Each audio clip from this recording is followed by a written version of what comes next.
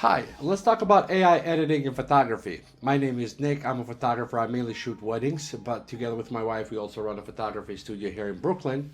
And the past couple of years, I've been using AI to help me with editing photography. And I thought it'd be a cool idea to just talk about it and test the AI editing in today's world, especially with all these new companies that we have. So, to get it started, I thought it would be cool to talk about ImagenAI. I know a lot of you probably use it, followed by AfterShoot, which is another new company, fairly new, that does AI editing. And lastly, we have the Impossible Things. For the year and a half or so, I've been using ImagenAI as my to-go AI editing tool, but AfterShoot came with a great offer where they do unlimited editing for a set price, so I thought I'd give it a try. But then Impossible Things came with a whole new concept, and I also tried that. And I thought, why not make a video where we compare them side by side, each editing, and see which one is the best. Of course, this is subjected to your own preset. I've created my own preset with ImagenAI way back, and I used those editings for the past year, 2022, to create a new profile with AfterShoot. And then the best part about Impossible Things, you don't need to create a profile. You can just use the preset straight out of Lightroom, which is kind of like a cool plus. So to get started, I've selected about 10 images, which we just did a recent photo shoot engagement session here in Philly, and I thought it would be a great way to kind of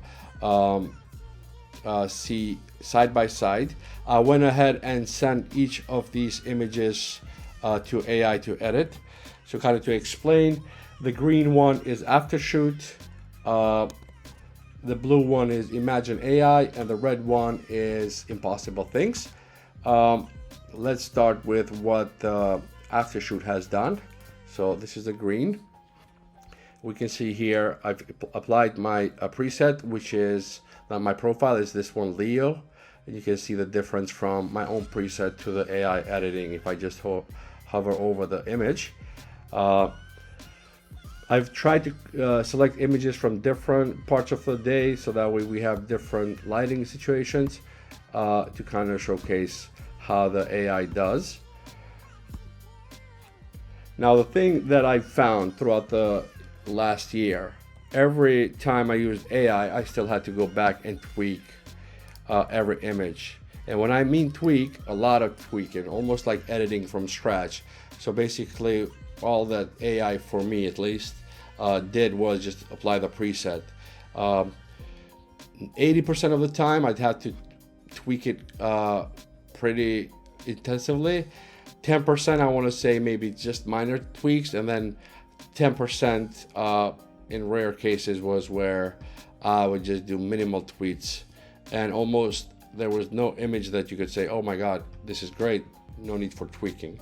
So this is AfterShoot. Let's see for the ImagenAI, the blue one. So this is the comparison. It's the same profile, same preset, and you can see there's slight difference from each software. The first one is AfterShoot, second one is ImagenAI, and then same thing. I kind of like ImagenAI for the skin tones. Another thing that ImagenAI is doing is they create masks, which is an option you can opt for, where in this case they selected the subject to kind of enhance it. But for example, this image, it's pretty good, but not to my liking. For example, the image is a bit overexposed to my liking, and then the blacks are too washed out. So I have to always go back, bring it down, and tweak it. And the thing is that as you tweak them and you send them to AI to kind of train the AI software to do a better job, in my case, that has not worked, to be honest. So, all right, so this is another one. This is from ImagenAI. Still have to kind of tweak it, fix the blacks even more, and so on. Here's one with a sunset. It's going to be interesting. This is what the image was in RAW before, and this is the after. Same thing for the ImagenAI, before, after. I still think this would have been better off like this. This is my liking, and then a bit more contrast, and then you can enhance it. So this is the AI, ImagenAI, sorry, and AfterShoot. Now, thirdly, I'm going to pull up Impossible Things. The difference between Impossible Things and the other two companies is that with Impossible Things, you don't have to send a file to the clouds to be edited, then for you to download it and review it. With Impossible Things, you can do it right out of Lightroom, which I kind of ended up using, and I like it. So basically, you select the images, you go to Plugin Extra, you go Edit Photos, it's right out of Lightroom, and you have all your presets. So that's another cool thing. It gives you more control if you wanted to say, want to do a part of the day with a different preset, but then another part of the day with another preset. Impossible Things gives you that, whereas with the other two, technically maybe you could do it, but you'd have to create different profiles, which you have to send like at least 5,000 images, and you have to send your Lightroom file at least twice or three times over for the same project, which is a lot of waiting around while it uploads and downloads. In this case, you have your user presets. So this is the preset that I've had with ImagenAI and AfterShoot, so I'm going to use it. I'm going to also do AI enhanced subject and AI retouch portrait, which just to try it, and then we're going to do proceed, and you can actually see it's happening in real time right in front of your eyes. It takes about a couple of seconds, which is pretty cool. And it's good to leave it alone while it does it, and you get this pop-up that tells you that the images are done. So here we go. Now let's see. One thing I found odd is that the AI settings, you have to update them. So you do that by clicking here. But in my case, what I do is I update just one, and then I go synchronize, and I check none, and I just do the masking, and it will do all of them. And we do replace, and here we go. So all of your AI subject masking and everything is done, which has worked pretty cool. That's if you want to enhance the subjects and the background and all that. So it's almost done.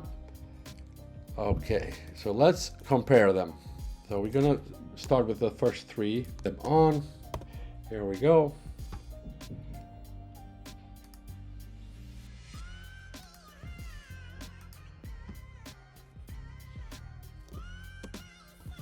First one, second is from ImagenAI, and third is from Impossible Things.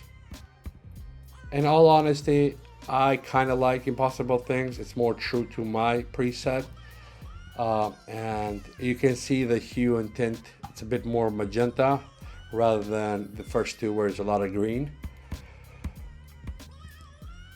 And same thing, let's try this one maybe. Here we go. This is AfterShoot. This one was shot with a Leica, a different color palette. So first one we have AfterShoot, second one we have ImagenAI, and third we have Impossible Things. In this case, it's too overexposed, so this would be more of my liking. Same thing here.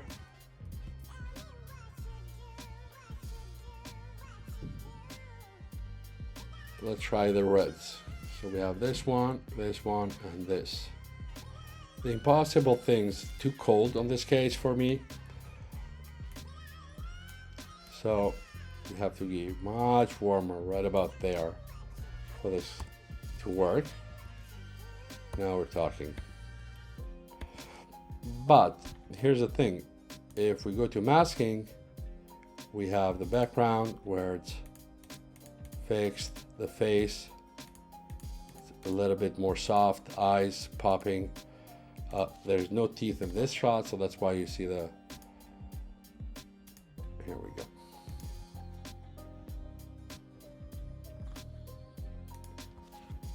Same thing here. First one is AfterShoot, second is ImagenAI, and third we have Impossible Things. Not too cold, but a little bit of tweak here should work. So there you have it. Final notes, personal take on this. While I was using ImagenAI for the past year, 2022, I ended up spending about $8,000 on editing for all the weddings and the shoots that we've done. And then when AfterShoot came with the set price, I think it was Founders a deal, unlimited editing, unlimited calling for like $400. I thought it would be a very cool idea, so I signed up for it and created my own profile. And lastly, my friend recommended me to try Impossible Things. And the past couple of weddings we photographed, honestly, I've ended up using Impossible Things only because I do it right on Lightroom. You can select like, let's say 50 images, 60 images at once, edit them, and then another batch with another preset. As far as tweaking, it's the same amount for each editing software that you use, be that ImagenAI, AfterShoot, or Impossible Things. The difference is all that uploading and downloading, and you have to wait. It's kind of like tedious in that sense. But having to do them all on Lightroom has been pretty cool.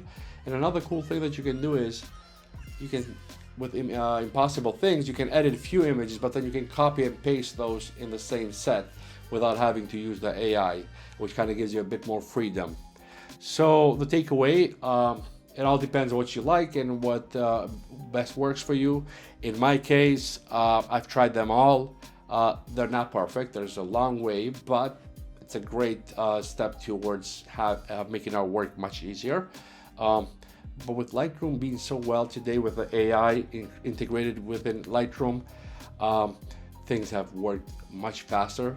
And I just shot a wedding on Saturday and delivered it yesterday, so I was able to finish it in a couple of days, all while using Impossible Things, because I could have more control of that. So yeah, that's my take on editing. I'd love to hear what you guys have to say, your thoughts, your opinion.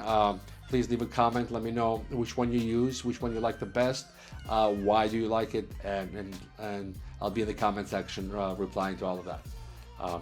Until the next video, take care.